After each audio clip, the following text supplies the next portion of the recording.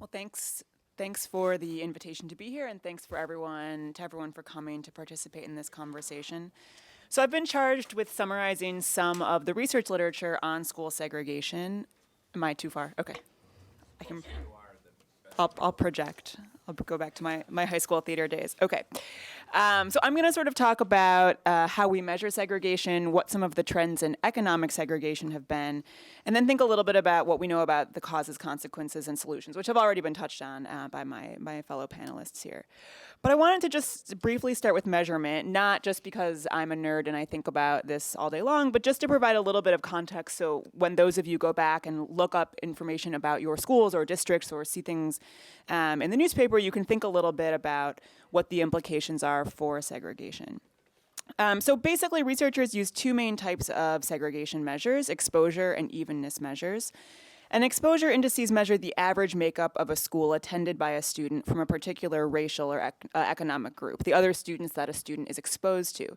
So for example, we can say that the average black student in the United States attends a school where 49% of his schoolmates were also black, which was the case in 2013. And so when Gary was speaking about isolation, these are the types of things we're thinking about, sort of the degree to which a student attends school with members of his or her own race or economic group. And then the second set of measures, evenness indices, estimate how evenly students are represented across schools or districts relative to the composition of the population. So for example, if a district was 1/3 white, 1/3 black, 1/3 Hispanic, for example, evenness indices would measure how much schools are deviating from that district composition. And each class of measures has its strengths and weaknesses, and I think the best approach is to think about both of them in tandem. So just to take the Los Angeles Unified School District as an example, in 2013, the average Hispanic student attended school where 84% of her schoolmates were also Hispanic, and 5% were white. And so this exposure measure obviously indicates a pretty high level of isolation and segregation. The evenness index in LAUSD indicates a more modest level of segregation because the district as a whole is 75% Hispanic. So while it's certainly concerning if we're worried about racial isolation that the average Hispanic child attends a school that's 84% Hispanic, it's less indicative of sort of school segregation than it might be in a place like Birmingham, Alabama, which is only 4% Hispanic. So the evenness measures are sort of taking that composition into account. And these differences sort of also point to the importance of knowing what our comparisons were. Are we comparing a student's school composition to the composition of our whole nation, of the state? As Gary mentioned, the West is looking sort of increasingly more racially diverse than other places in the US, to the metro area or the district. And I also want to highlight the idea that segregation can occur at multiple geographic or administrative levels. So one important distinction is thinking about segregation between districts and segregation between schools within districts. The majority of both racial and economic school segregation is actually due to segregation between districts. So basically, there's more segregation between districts in a metropolitan area than there is on average in the US. Between schools in a district. And again, this can be illustrated by the LA case. So there's certainly segregation between schools in the LA Unified District. But again, LAUSD is 75% Hispanic because of segregation between districts in the county. So Beverly Hills School District is less than 10% Hispanic. Santa Monica, Malibu is 30% Hispanic in a county that is where 62% of our children are Hispanic. So it's just important to think about these different contributions to segregation. Like racial segregation, economic segregation between schools is driven in large part by economic segregation between districts. And so this suggests that without integration between richer and poorer districts, economically diverse schools are really hard to achieve. So if you haven't looked at it yet, I'd recommend taking a look at the Fault Lines Project by EdBuild, which is demonstrating that there are places in the US where even neighboring districts have really different poverty rates. So for example, 50% of Detroit public school students are poor compared to 7% in neighboring Grosse Pointe, in the Grosse Pointe district. And unfortunately, desegregation efforts cannot be mandated across district boundaries following Milliken v. Bradley, but there have been some really successful voluntary cross-district efforts and district consolidation plans, and these are really important to look at and think about how they might be scaled up across the country and nationwide. So let me move to the intersection of race and income segregation. And so as Gary emphasized, one of the reasons that we worry about racial segregation is because it's accompanied by economic segregation in so many instances. About a third of white and Asian students attend very low poverty schools, where about 25% or fewer of students are free lunch eligible, while less than 10% of Black and Hispanic students do so.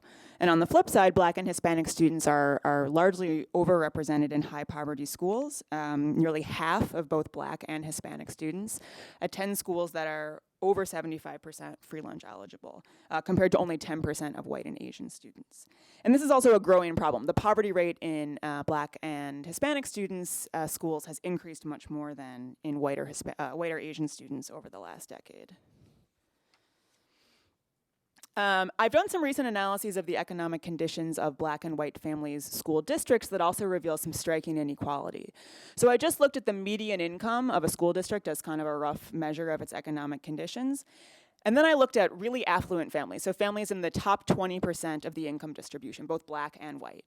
And if you look at what districts these families live in, the districts that affluent white families live in and send their children to have a median income that's about $10,000 higher than identically affluent Black families. And in fact, this racial disparity is so severe that the average low-income white family, so in the bottom 20% of the income distribution, they actually live in a district sort of much more comparable to where affluent Black families live. So it's really this sort of persistent and pernicious sort of double segregation by race and by income. So why does school segregation matter? Why are we here? I'm sure many of you don't need to be convinced that it's a problem and something important. But I just want to emphasize, sort of the very strong body of research letting us know that school segregation contributes to inequality in educational outcomes between white and minority students and Black and white students and Latino and white students. So if we go back to evidence from the desegregation orders following the Brown decision, we find that Black high school students that attended integrated schools in the 60s and 70s are much more likely to graduate from high school, attend college, find good employment, than Black high school students that attended segregated schools. And what's remarkable about this as well is that work by Rucker Johnson shows remarkable positive impacts across economic, health, criminality, a range of outcomes, not just for the students that attended these schools in the 60s and 70s, but for their children and their grandchildren. So this sort of can affect intergenerational mobility and really set families down different paths. Racially integrated schools also have some benefits for white students. White students develop better critical thinking skills, benefit from better classroom discussion, are more likely to have interracial friendships and the sorts of cultural competencies that Gary was talking about, that I'm jealous of his grandchildren for having the opportunity to develop. And this is true, we know economically integrated schools can also close the achievement gap between high and low income students.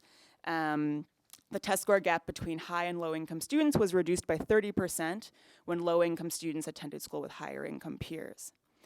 And I also just wanted to talk about the flip side of this a little bit in that, economic segregation results in some districts being very advantaged and some very disadvantaged.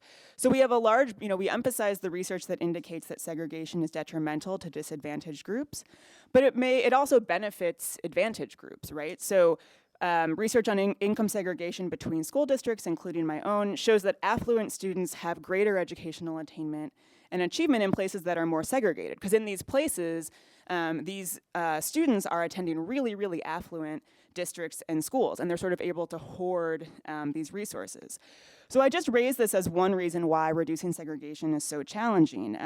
Parents and students, sort of don't want what they see as, these advantages taken away from them, even though these students are still achieving, more, have such an enormous advantage over disadvantaged students to begin with. But it's definitely part of this political fight. So let me just conclude by briefly discussing some approaches to reducing segregation. History shows us that school choice and attendance policies have the greatest impact on integration when they're backed by a strong requirement or federal mandate for actually achieving integration. Integration doesn't magically happen, on its own, as Secretary King was saying, 63 years after Brown, we know that.